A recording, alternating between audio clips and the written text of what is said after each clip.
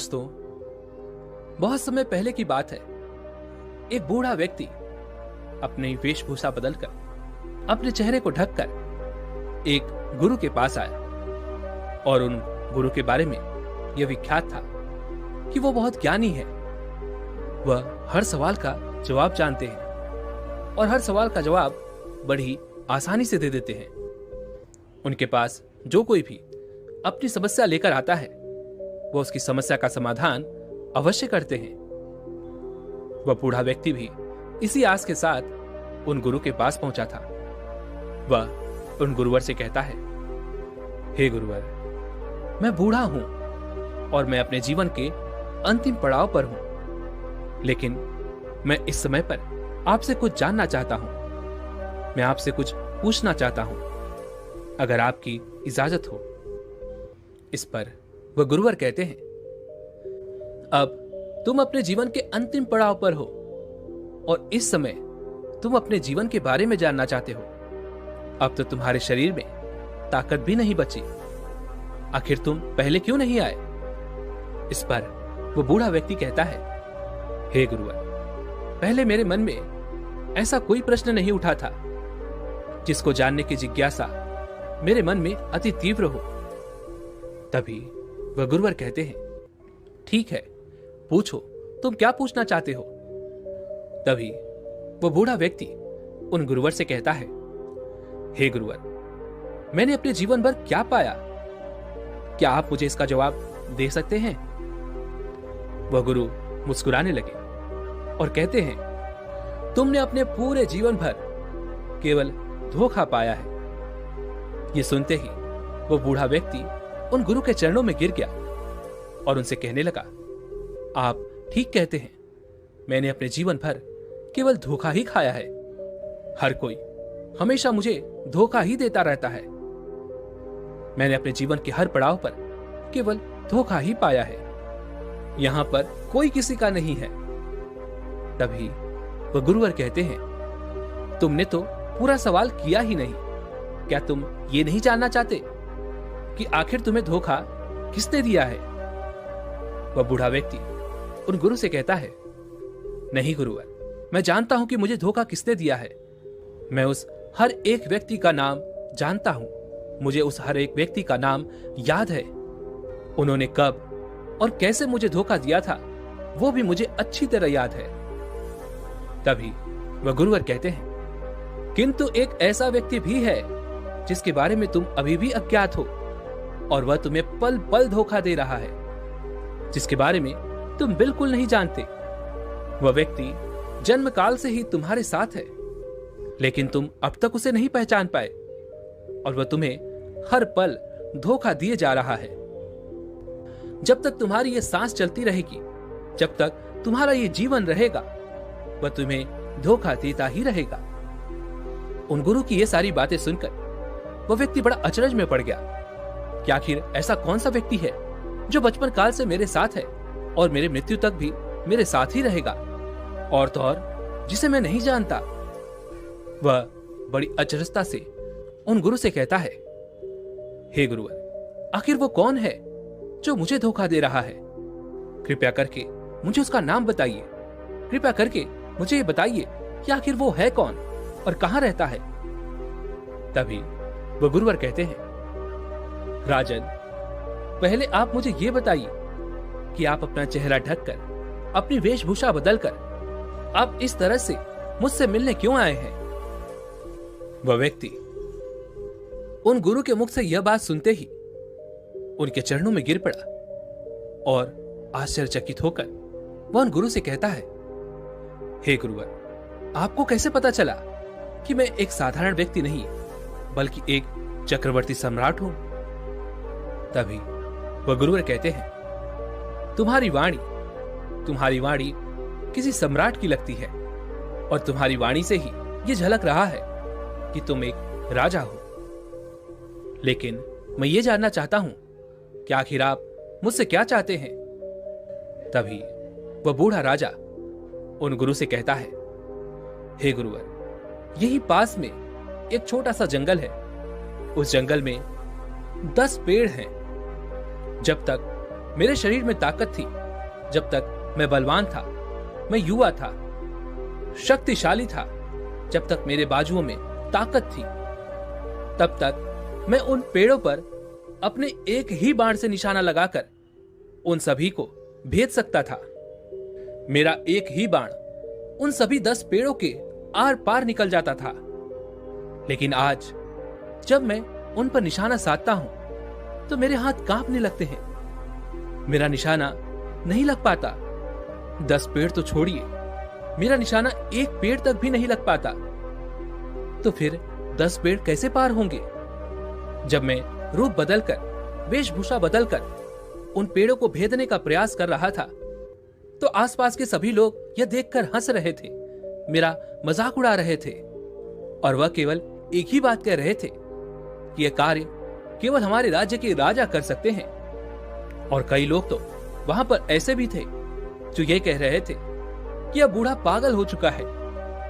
ये सारी बातें सुनकर मैं बहुत निराश हो चुका था, अपने आप से हार चुका था। इसलिए मैं वहां से वापस लौट आया।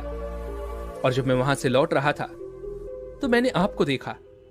मैं आपके पास तुरंत चला आया, ये जानने के लिए कि आखिर मैंने अपने जीवन में क्या पाया। तभी वह गुरुवर कहते हैं, ठीक है, मेरे साथ चलो। इतना कहकर वह गुरुवर आगे की ओर चलने लगते हैं और वह बूढ़ा राजा उनके पीछे पीछे आगे की ओर बढ़ने लगता है।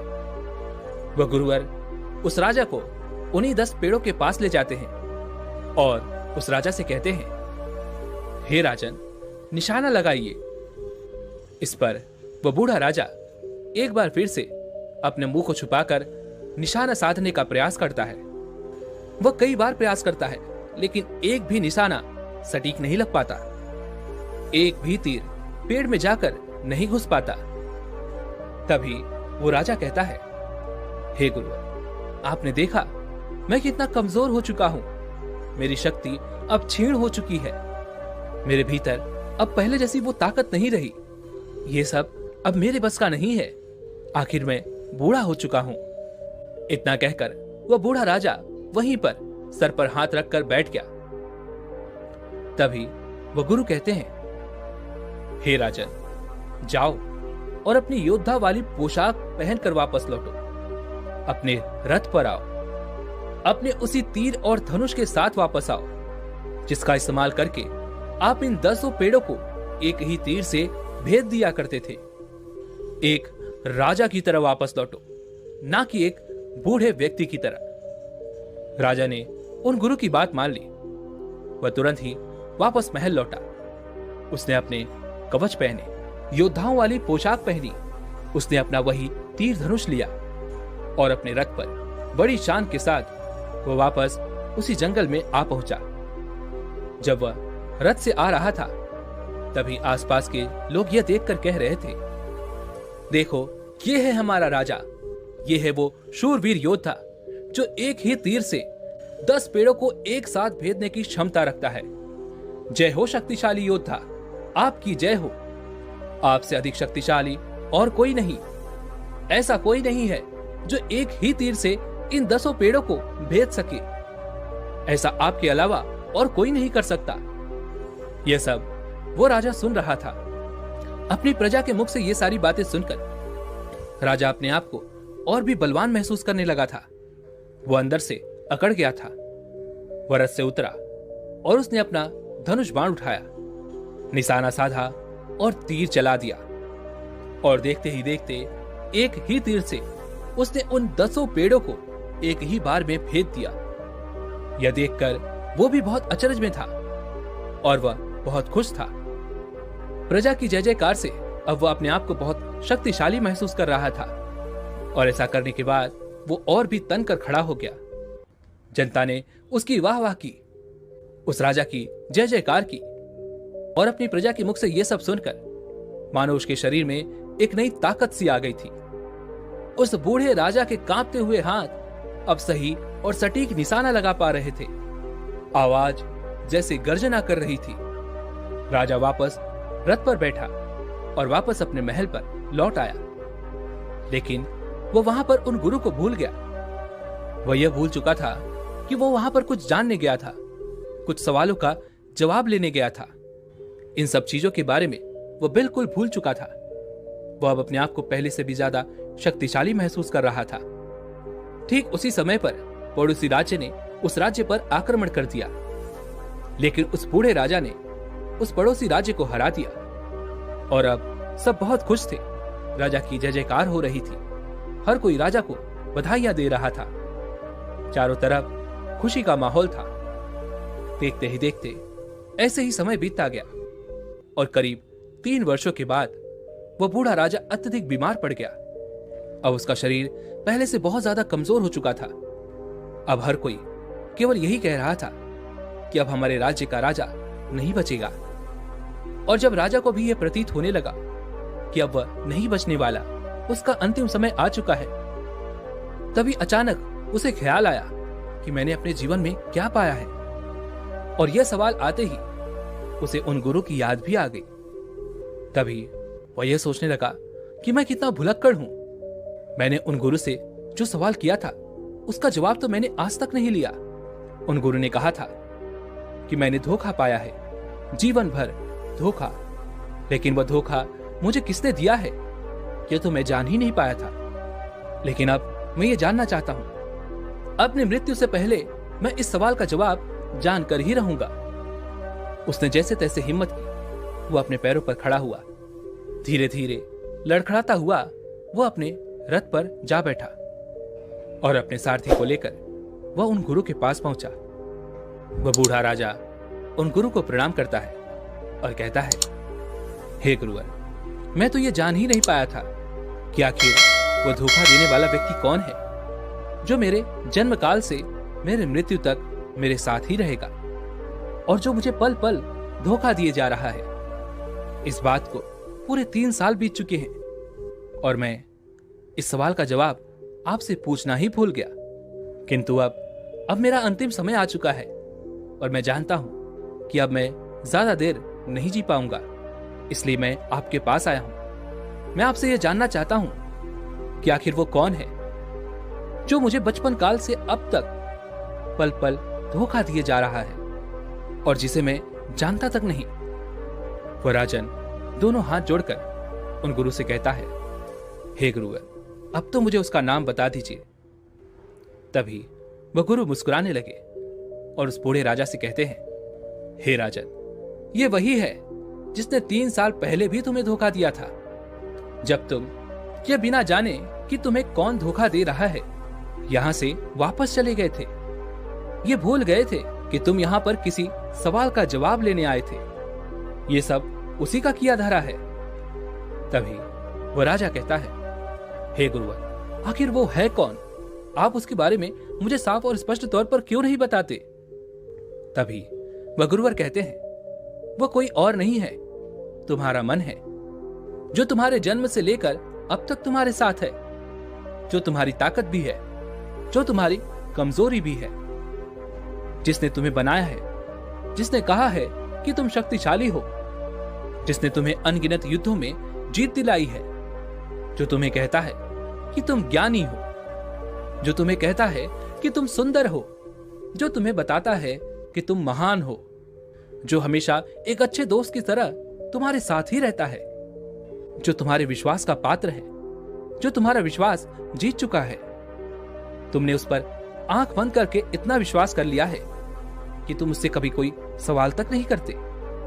लेकिन वही तुम्हारा मित्र, तुम्हारा मन तुम्हें धोखा दिए जा रहा है। और अब जब तुम्हारा अंतिम समय आया है, तब तुम ये जानने आए हो कि आखिर तुमने क्या पाया है। और ऐसे समय पर क्या जवाब मिलता है? कुछ नहीं। लेकिन जैसे ही हमारा मन हमसे ये कहता है कि हम शक्तिशाली हैं, तो हमारे भीतर एक नई ऊर्जा उत्पन्न हो जाती है। हमारा शरीर पहले से भी ज्यादा ताकतवर महसूस करने लगता है और वापस वो अपने कार्यों में लग जाता है। ठीक उसी प्रकार जिस प्रकार एक अच्छा मित्र तुम्हारा साथ देता है, ठीक उसी तरह से वह भी तुम्हारा साथ रहता है, किंतु वह तुम्हें एक शत्रु की तरह धोखा भी देता रहता है। इस पर वो बूढ़ा राजा कहता है, हे गुरुवर, मैं ये समझ नहीं पा रहा कि आखिर आप क्या कहना चाहते हैं। मेरा मन मुझे किस तरह से धोखा दे रहा है। और उसने मुझे अब तक क्या धोखा दिया। तभी वह गुरुवर उस राजा से कहते हैं, हे राजन, तुमने अपने जीवन में अब तक क्या पाया है? तभी वह राजा कहता है, हे गुरुवर, पहले तो लगता था कि मैंने बहुत कुछ पाया है, जो कुछ भी मैंने किया है सब मेरा ही किया धरा है। लेकिन अब जब मेरा अंतिम समय करीब आ चुका है, तब मुझे ऐसा प्रतीत होता है मानो मैंने अब तक कुछ किया ही ना हो। तभी वह गुरुवर कहते हैं, हे राजन, तुम कौन हो? इसके जवाब में वो राजा कहता है, हे गुरुवर, मैं एक चक्रवर्ती सम्राट हूं। तभी वह गुरुवर कहते हैं, ये सब तो ठीक है, लेकिन इन सब के अलावा तुम क्या हो? तभी वह राजा कहता है, हे गुरुवर, मैं एक पिता हूं, एक पति हूं, भाई हूं, मित्र हूं, रिश्तेदार हूं, शत्रु हूं, ऐसे कई सारे अनगिनत रिश्ते जो मेरे साथ जुड़े हैं। तभी वह गुरुवर कहते हैं, इन सब के अलावा तुम क्या हो? इस पर वह राजा कहता है, हे गुरुवर, इन सब को यदि अलग कर दिया जाए तो भी मैं एक इंसान हूं। तभी वह गुरुवर कहते हैं, ये सब तो ठीक है, लेकिन इन सब के अलावा तुम क्या हो? यह सुनकर वो राजा थोड़ा सा अचरज में पड़ जाता है और वह आश्चर्यचकित होकर उन गुरु से कहता है, हे गुरुवर, एक इंसान होने के अलावा मैं और क्या हो सकता हूं? तभी वह गुरुवर कहते हैं, ध्यान लगाओ, ध्यान से सोचो, जोर दो, कोई जल्दीबाजी नहीं, तुम आराम से इसका उत्तर दे सकते हो कि आखिर तुम इन सब के अलावा क्या हो। राजा ने बहुत देर तक सोचा, बहुत देर तक विचार किया, लेकिन उसे कुछ भी समझ नहीं आ रहा था कि आखिर इस प्रश्न का उत्तर क्या होगा। और आखिरकार वह उन गुरु से कहता है, हे गुरुवर, इन सब के अलावा मैं कुछ नहीं हूं, मैंने कुछ भी नहीं पाया और ना ही मैंने आज तक कुछ किया है। तभी वह गुरु मुस्कुराने लगे और उस राजा से कहते हैं, हे राजन, कुछ देर पहले ही तुम्हारा मन तुमसे कह रहा था कि तुम एक राजा हो, सम्राट हो, शक्तिशाली हो, सुंदर हो और तुम्हारे जैसा वीर और कोई नहीं है। तुम्ही ने तो कहा था तुम किसी के भाई हो, किसी के पिता हो, किसी के पति हो, किसी के रिश्तेदार, किसी के मित्र तो किसी के शत्रु हो। क्या अब भी तुम्हें समझ नहीं आ रहा कि तुम्हारे मन ने तुम्हें क्या क्या बना रखा है? और जानते हो ऐसा क्यों? क्योंकि तुम्हारा मन ये नहीं चाहता कि तुम खुद को जानो, खुद को पहचानो कि आखिर तुम हो कौन। और मन अपने इस कार्य में सफल रहा क्योंकि तुम खुद को नहीं जानते कि आखिर तुम कौन हो, तुम क्या हो। तुम जैसे खाली आए थे वैसे ही खाली रह गए।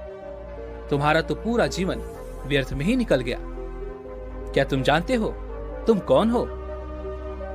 इस पर वह राजा कहता है, हे गुरुवर, मैं नहीं जानता कि आखिर मैं कौन हूं। मैं इस समय बिल्कुल खाली हूं। मुझे कुछ नहीं पता, मुझे कुछ नहीं ज्ञान। मैंने अपना पूरा जीवन किस तरह से बिताया, मैंने क्या क्या किया, मैं अपने पूरे जीवन भर ये नहीं जान पाया कि आखिर मैं क्या हूं और कौन हूं।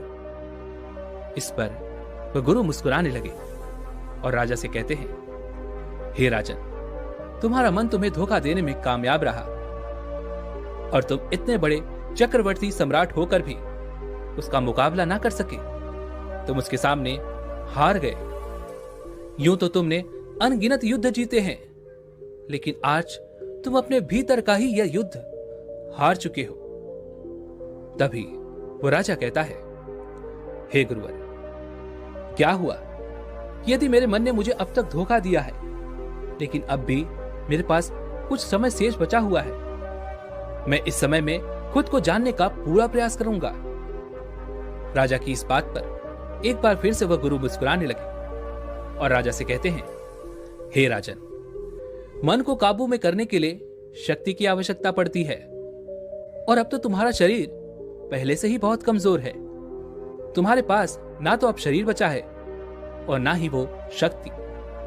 हाँ, यदि 3 वर्ष पहले यदि तुमने इस प्रश्न का जवाब जान लिया होता, तब तुम शायद अवश्य कुछ ना कुछ कर सकते थे, लेकिन तब तो तुम्हें तुम्हारे मन ने एक बार फिर से धोखा दे दिया था और तुम इस गुमान में वहां से चले गए कि तुम ही सबसे शक्तिशाली हो। लेकिन देखो, अब तुम्हारा अंतिम समय आ चुका है और अब इस समय में तुम क्या करोगे? ना तो शरीर है और ना ही इतनी शक्ति है कि वो मन को पढ़ सके और ना उतना समय है कि तुम कुछ जान सको। उन गुरु की ये सारी बातें सुनकर वो राजा मुस्कुराने लगा और कहने लगा, हे गुरुवर, मैं तो मूर्ख था जो मैं अपने आप को एक चक्रवर्ती सम्राट समझ रहा था। मैं तो वास्तविक तौर पर एक भिखारी निकला, मैं तो एक दरिद्र निकला। लेकिन फिर भी आपका बहुत बहुत धन्यवाद। आपने मेरा भ्रम तोड़ दिया, मेरी आंखें खोल दी, मुझे ये ज्ञान दिया कि मेरे पास कुछ नहीं है और मैं कुछ भी नहीं जान सका।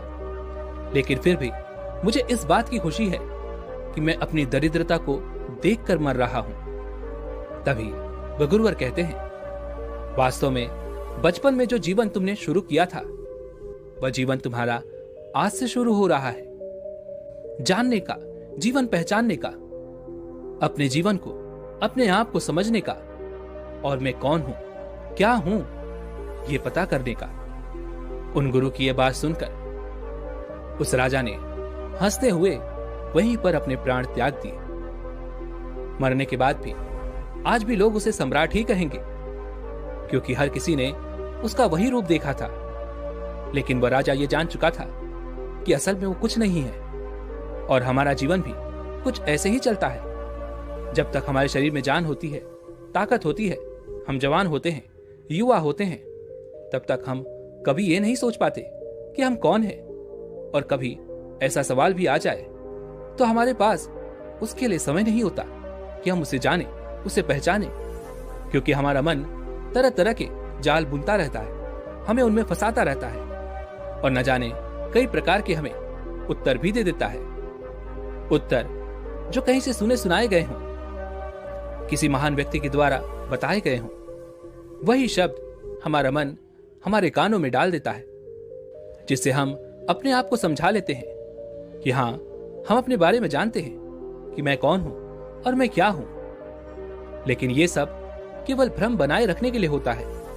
लेकिन वास्तविकता तो यही है कि क्या आप अपने बारे में कुछ जानते हैं? वास्तविकता तो यही है कि आप अपने बारे में कुछ नहीं जानते। जब हमारा शरीर बूढ़ा होने लगता है, बीमारियों से घिर जाता है, शरीर में शक्ति नहीं बचती, लेकिन तब भी मन जवान ही रहता है। और वास्तविकता देखिए कि हम अपने अंतिम समय तक भी इस मन के जाल में यूं ही फंसे रहते हैं। केवल कुछ ही लोग होते हैं जो ये सोच पाते हैं कि मैंने क्या पाया।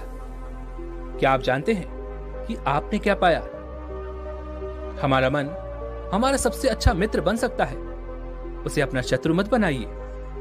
वह आपको बाहरी संसार में पहचान दिला सकता है, तो वही आपको आपके अंतर में भी उतार सकता है। लेकिन इसके लिए शरीर में शक्ति की आवश्यकता पड़ती ही है।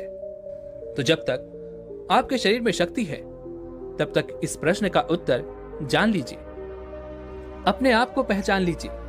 अन्यथा एक बार आपने अपनी शरीर की उस शक्ति को खो दिया तो आप कभी भी ये नहीं जान पाएंगे कि आप कौन हैं और क्या हैं। उसके बाद केवल आपको पछतावा ही होगा और अंतिम समय तक आप अपने मन के जाल में यूं ही फंसे रहेंगे। आप अपने आप को जानने पर जोर दे सकते हैं, लेकिन इसका मतलब ये नहीं है कि आप सब कुछ छोड़ छाड़कर सन्यासी हो जाएं। यह भी एक भ्रम ही है जो हमारे मन ने हमारे भीतर पैदा किया हुआ है, जिसमें उसने हमें फंसा कर रखा है। इसलिए अपने आप को पढ़ो, अपने आप को जानो, ध्यान करो, क्योंकि ध्यान ही वो मार्ग है जिससे आप अपने आप को समझ सकते हैं, जान सकते हैं, पहचान सकते हैं और आप अपने उन प्रश्नों का जवाब भी जान सकते हैं कि मैं कौन हूं और मैं क्या हूं।